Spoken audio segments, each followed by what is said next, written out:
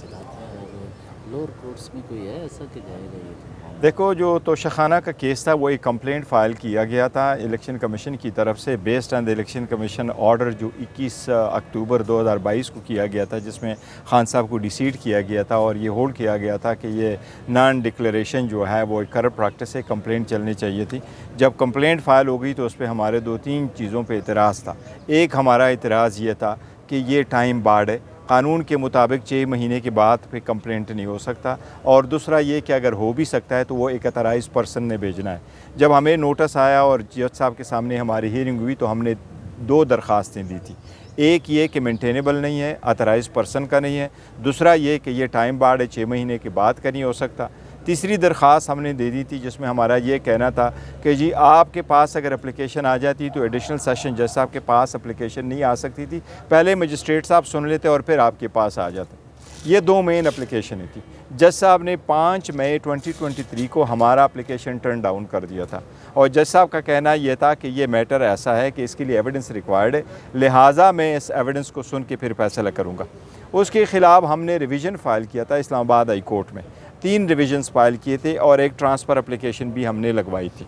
आज जो उस पर ऑर्डर हुआ है तो हमारी वो एप्लीकेशन इलेक्शन कमीशन की जिस पे हमारा ये कहना था कि जो एप्लीकेशन फ़ाइल की गई है, कंप्लेंट फ़ाइल हुई है, वो टाइम बार्ड है और वो मेंटेनेबल नहीं है। आज उस पर इलेक्शन अल्हम्दुलिल्लाह इस्लामाबाद हाई कोर्ट की चीफ जस्टिस ने फ़ैसला दे दिया और हमारी क्रिमिनल रिवीजन को against the order of the additional session जज एक्सेप्ट कर लिया। इसका मतलब ये हुआ कि गवर्नमेंट की जो कंप्लेंट थी इलेक्शन कमीशन की वो टाइम बार्ड और नॉन मेंटेनेबल है।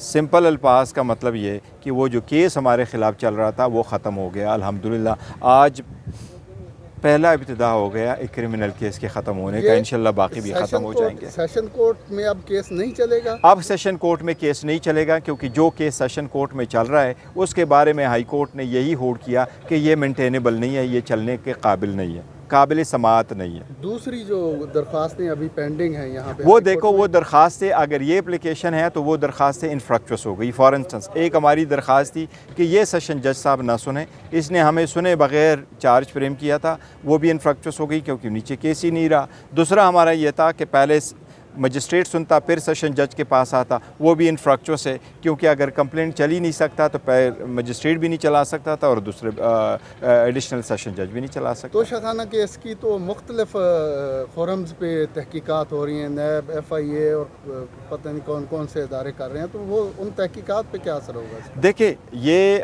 तहकीकात का तो ऑब्वियसली एक इशू डिफरेंट है। ये तो करप्ट प्रैक्टिस में कर रहे थे इलेक्शन कमीशन और उनका कहना ये था कि अगर आप डिक्लेयर ना करें, एक एसेट को डिक्लेयर ना करे तो वो करप्ट प्रैक्टिस भी बनता है। ये एक इशू सेपरेट है। बाकी जो इशू है, बाकी जो नेब में कर रहे हैं वो इशू तो सेपरेट है। मैं इतना ज़रूर कहूँगा कि उनके ख़िलाफ़ हमारा तो ये कहना है कि ये टोटल 14 करोड़ का है, इस हिसाब से तो वो केस भी नहीं बनता नेब का, लेकिन नेब की भी इंशाल्लाह हम पूरी तसल्ली करवाएंगे, हमने कोई गलत काम नहीं किया। अच्छा सर, एक तो आज रिलीफ मिल गया है चीफ जस्टिस आमिर फारूक की अदालत से, और दूसरा इमरान खान ने उन पर अदम एतमाद का भी इज़हार किया था। जी देखो, हमने आदम एतमाद का इजहार किया है, वो एप्लीकेशन मैंने लिखी है और उसमें मैंने तफसीलात लिखे हैं कि ये जमात है वो हमारा एक आईनी और क़ानूनी हक़ है। एक जज साहब का अच्छा फैसला बुरा फैसला आने से बाइस नहीं बनता। जो हमने बाइस की इंस्टेंसेस उसमें लिखे वो अपनी जगह इस वक्त प्रिवेल करती है। देखेंगे कल वो केस लगा होगा। यानी चीफ जस्टिस पे आपका अदम एतमाद बरकरार है?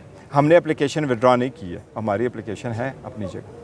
सर, टेरियान का केस वो भी नाकाबिल समाअत, तोशाखाना केस भी नाकाबिल समाअत, कोई ऐसा केस जिसमें नाअहली अभी भी खान के सर पर? नहीं, टेरियान का केस तो देखो, हमारा कहना यह है कि 2 जज साहिबान ने हमारा फैसला कर दिया था, वो तो एक इशू है, ख़त्म हो चुका है। लेकिन इन एनी केस अगर वो कोर्ट दोबारा समाअत के लिए कर रही है तो वो हम सारे पॉइंट वही तरह उठाएंगे जो पहले लिए थे। रात नैब ऑर्डिनेंस जारी हुआ है, कोई इतलात ये है कि मामला रिमांड किया गया? देखिए, वो एक जर्नलिस्ट ने मुझे ज़रूर ये कहा कि वो रिमांड है, लेकिन ऐसा नहीं हो सकता। उसकी रीज़न यही है कि जब कोर्ट में आया और ओपन कोर्ट में जज साहब ने अनाउंस फरमाया तो वो ये था कि आपकी रिवीजन को मैं अलाउ करता हूँ। जो हमारी रिवीजन ये वाली थी, रिवीजन नंबर 75 ऑफ 2023, उसमें हमारे 2 प्ली थे। एक ये कि ये इंटरटेनेबल नहीं है, और वो इंटरटेनेबल इसलिए कि कॉम्पिटेंट पर्सन की तरफ से नहीं है। दूसरा हमने पॉइंट उठाया था कि ये टाइम 6 महीने के बाद का नहीं हो सकता, लिहाजा अगर कोर्ट हमें ये कहती है कि मैंने आपका अलाउ कर दिया, तो अलाउ करने के बाद इसका मतलब ये नहीं होता कि आप मैंने रिमांड किया, क्योंकि रिमांड का तो प्रेयर ही नहीं है। और अगर रिमांड कर दिया फिर नहीं मानेंगे आप? सर कानून के मुताबिक प्रोसीड करेंगे, हम तो सारे अदालतों के फैसले मान रहे हैं। नैब ऑर्डिनेंस के बारे में क्या कहेंगे जो रात देखो ओवरनाइट ये फैसले नहीं होने चाहिए, इतनी जल्दी नहीं हो सकते, और ये एक बहुत इम्पॉर्टेंट क्या गिरफ्तारी के लिए ये जारी किया गया है? I-82 ऑर्डिनेंस, ये देखें ना, सही कह रहे हैं, ये नहीं होना चाहिए था, ओवरनाइट नहीं होना चाहिए था। और पहले जो पार्लियामान ने देखो 14 दिन का कहा है, तो 14 दिन की है, ओवरनाइट इस मामलात में वो नहीं हो सकती। मैं समझता हूँ ये मालफी डे पर देखो चैलेंज किया जा सकता है, पर मैं आपको एक केस का हवाला देता हूँ।